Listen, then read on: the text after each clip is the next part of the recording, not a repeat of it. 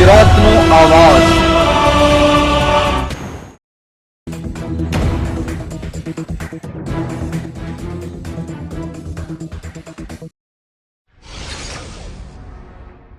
રાજકોટ જિલ્લાના ધોરાજીમાં ગરમીને કારણે ધોરાજીમાં કર્ફ્યુ જેવો માહોલ જોવા મળ્યો। ગરમીને તડકો અસહ્ય ઉકળાટને કારણે બપોરે વચ્ચે ધોરાજીની બજારો લગભગ બંધ જોવા મળી। આકાશમાંથી નીકળતી જ્વાળામુખી જેવો તડકો લોકો ત્રાહિમામ પોકારી ઉઠ્યા। ત્યારે આ ગરમીથી બચવા લોકો બહાર નીકળવાનું ટાળી રહ્યા છે। બપોરે કોઈ ધંધો દુકાનના ગ્રાહકો ખરીદી માટે આવતા ન હોય, દુકાનો બંધ જોવા મળી। નાના બાળકો આ ગરમીથી થોડીવાર રાહત અનુભવવા માટે નાતા હોય તેવા દ્રશ્ય જોવા મળ્યા હતા।